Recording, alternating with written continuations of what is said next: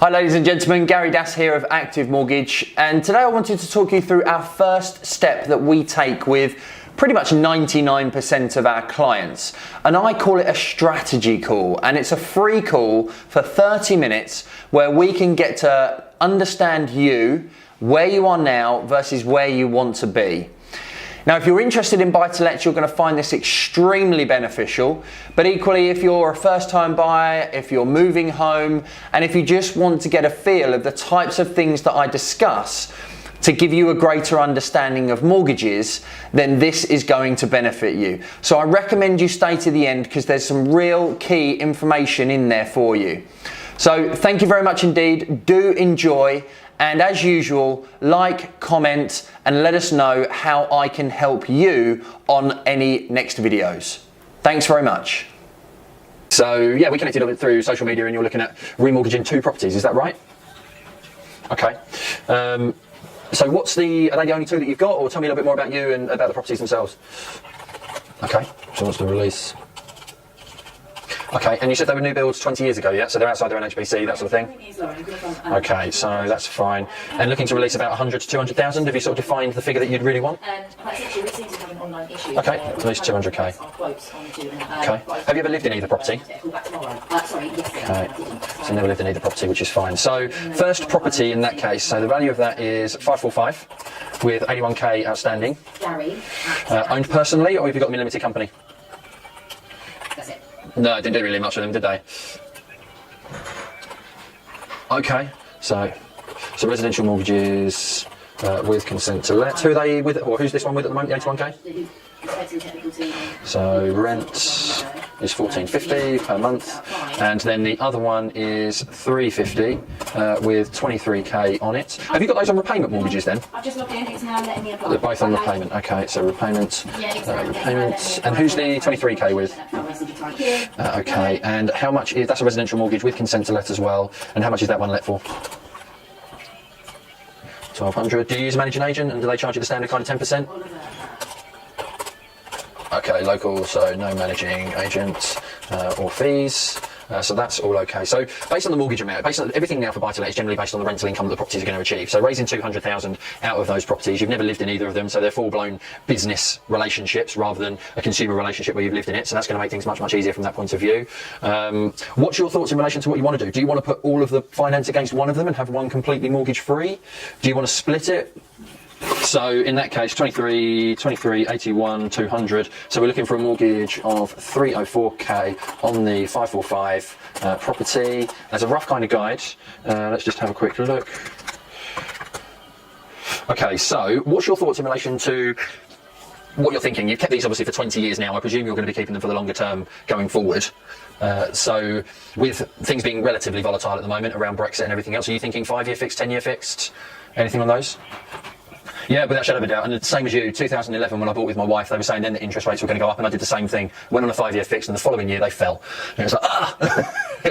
But you make the decision based on the market at the time, so you just have to bite the bullet, and it wasn't worth paying the penalty to come out. So I feel your pain on that front. What do you do for work? Yeah, so classified yourself as a sole trader. Yeah, okay.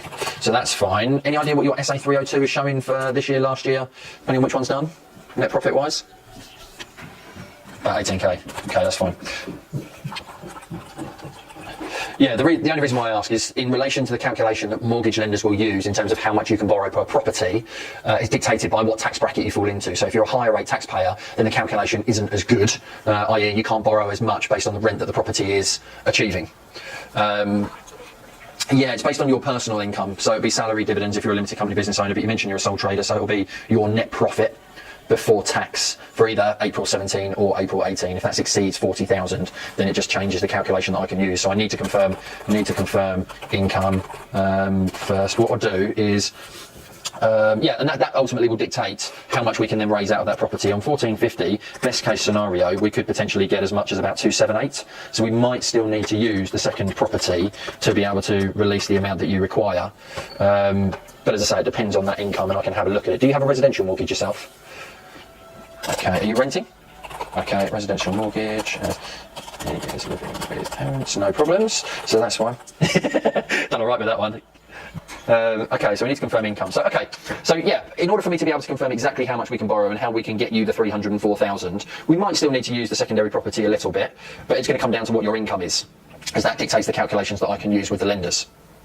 So, go on. Yeah, well, if you're not a high rate taxpayer, in essence, for a buy-to-let, that's a good thing because it means you can borrow more. So let me just have a look at there's only a couple of lenders that are offering the 10-year fixed. So give me 2 moments and I'll just have a look at the maximum that we can borrow as a non-high rate taxpayer, just to make sure that I am correct. And that'll give us an initial idea as to if we need to utilise that second property.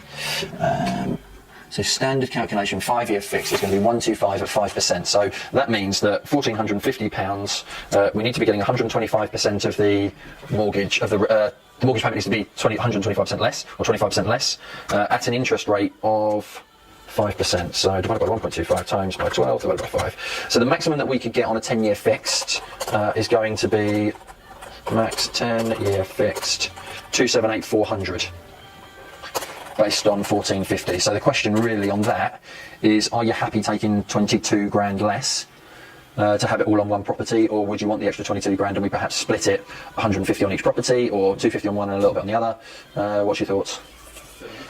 Yeah, so let me just load that through. Give me a moment. So buy-to-let remortgage on repayment, and this just gives you a wee bit of an idea. So 545 loan amount, we're looking at 278,400. Okay, just loading up a quick sourcing system, and I'll need to do all the due diligence and make sure it fully checks out, but generally speaking this just gives you a ballpark and gives us an idea of where you would want to be. 1450 is your rental income. So if you wanted to go on a 10-year, the current 10-year is 2.95%, which if you were to opt for a 25-year mortgage term would be £13.12 per month, 1,312. Yeah, 1,312. Yeah, so you're getting better rates than what you've currently got, because by the sounds of it, the first one you're on standard variable rate, and then the second one is perhaps a lifetime tracker or something like that. Correct, but we're massively proactive, so all clients get a call 5 months before the 5-year ends or the 10 years coming up for ending to then say, right, what's going to happen, that's our promise to you, is that we will contact you and make sure that you're never sitting on the standard variable rate, you're always on the best rate. 2.5 on that second one's pretty good when you consider we're talking 2.09 and 2.95, you're not missing out massively, but on the first one, we would never let that get to the 4.75%. Yes, that's on the 278,400. And you will get, with it being a remortgage, we can put it all against the one property. You will get free valuation and free solicitors' fees. The way in which it would work is we would submit that off to the mortgage lender. The lender would go out and do a valuation. To be fair, they will probably do a desktop valuation, i.e. computer, because you're only at 50% of the property's value anyway. So they will unlikely send somebody out to go and look at it, but they'll just do a check from their side. Solicitor will get instructed at the point where the mortgage offer is produced, because they'll need to, essentially you will get all of the money, including the 23,000, and then it will be your responsibility to pay off the nationwide. And then you can utilise any excess. So it would just be a case of, right, solicitor's got a mortgage offer in front of them for 278,400. Okay, the property's got 81k secured against it, and then you could pay off the nationwide and clear that one, no problems, and then invest the rest. 8, because it's a free solicitor's service, we are on their case to get it through to completion. But generally, depending on the the time of the year and how many applications these free solicitors have got going through, it's anything from 8 to 12 weeks. Would always be the ballpark. So from when we submit the application, then it's 8 to 12 weeks until the money's in your hands and the whole thing's switched over. But you get myself and my PA who will manage that all the way through for you. Yeah, you have got the option to do the interest only on the buy-to-let side of things is very common. It depends on your strategy. There is no right and wrong in the way in which people do it. A lot of people invest for cash flow, so they would rather than paying 1,300 per month, then we're talking 278,400 times by 2.95% divided by 12. That's £684 approximately per month. Which, when you're getting 1450 in, you're netting £765 on top of the 1,200 that you would have from the other one being mortgage free. So it just depends if your strategy is short-term cash flow or long-term pension fund. There is no right or wrong when it comes to investment, and I've got multiple investors who have different strategies that suits their lifestyles. Yeah, that's it. While you're in the 5 or 10-year fixed rate, you will have early redemption penalties if you wanted to pay off. Now, lenders aren't that horrible. They do allow you to overpay up to 10% of the starting year balance without suffering a penalty generally. So in year one, it will be 27,800, for example. If you paid off that full amount, then whatever the starting year balance is of year 2, it would be 10% of that figure. And that continues year on year on year without penalty if you wanted to do the lump sum option. And again, I've got investors who do that. I've got people in London who, you know, get most of their income in bonus, and they take interest-only mortgages and make a lump sum every year when their bonus comes in. So, again, it just depends on you and what suits you. Yeah, I would say 90 to 95% of the investment-only mortgages I do are on interest-only. Yeah, just for the cash flow. And people save it and they reinvest it and reuse it, particularly while interest rates are so low. You know, it gives you the opportunity to take that £700 a month, save that over the course of 12 months, and in some areas, you know, I've got a guy who buys property in Hull for 50,000 or 60,000. So he's pretty much got himself another deposit by the time he gets to the end of the 12 months. It just depends on what your investment strategy is. As long as you've ticked it. Better get a shed in Essex for that, I think. Yeah, if you wanted to, so say the property prices increase, because generally you're looking at 100% every 10 years based on history, aren't you? So if after 5 years the property prices decreased and you wanted to take out more money, you have two options available to you. The first one's called a further advance, where the existing lender will allow you to borrow more. And they would do the same kind of thing that we're doing now in order to be able to get you the mortgage the first time around. That would be the best option because you're essentially adding to the mortgage that you've already got as a first charge. It all kind of gets lumped together, although they're generally in two separate elements. If the existing lender wouldn't allow you to do that, then you can take a second charge. The interest rates are slightly higher because they are going second, and if there was a worst case scenario, repossession, if the first lender couldn't be repaid, then there's a risk to the second lender getting their money. So the interest rates are generally higher as a second charge. However, you are at 50% of the property's value, and you can go up to 75% with no major issues, providing it all stacks up on income figures. So yeah, you can release equity, just depends what it is and when it is at the time. Let me know and we could look at that certainly if that's an option. Yeah, of course. So we've got two options of what we can do. I'm going to send you an email now in relation to, the next stage of the process is to get some documentation from you that's going to enable me to do a full and proper assessment, review all that information, and then you and I will have another chat and just sort of go through, based on the information, the terms of the mortgage you're looking for, the specifics and the detail of, the advice that's going to be actually relevant based on this conversation. I do so many of these conversations with people that sometimes there's nothing I can do. So this is kind of a, can we work together, can we not? And then the documentation's kind of step two, and then we give the advice and sort of work from that principle. So once I've got the documentation, I'll assess it. I'll then have another chat with you, work out what's right in relation to the conversation we've had today and the documentation. Majority of lenders have a minimum income requirement of 25,000 for a buy-to-let, but that can be your property income. At the end of the day, you can have at least 31,800 coming in from property income. So we will need an SA 302 because those are already let out, but I'll send you an email for those. If you've got an accountant, then they should be able to supply those quite easily. And there'll be a bit of basic detail on the form that I'll attach to that email as well for you. And then once I've got all that, I'll assess it, we'll have another chat, I'll make a recommendation. If you're happy with that recommendation and the figures all stack up, I'm confident at that stage that it's going to be acceptable, and then I can submit an agreement in principle to the lender, which if the agreement in principle is accepted, we can go straight to full application because we already know the property and everything at that stage. And then once the application's submitted, it goes over to my PA. She then manages the full process from there, and keeps you in touch based on your agreement, generally weekly or bi-weekly depending on the lender and their timescale. Some of them have got 7 to 8 day turnaround to assess documents at the moment, others are instant, so we'll just let you know where they're sitting and help you and hold your hand right the way till the money's in your bank.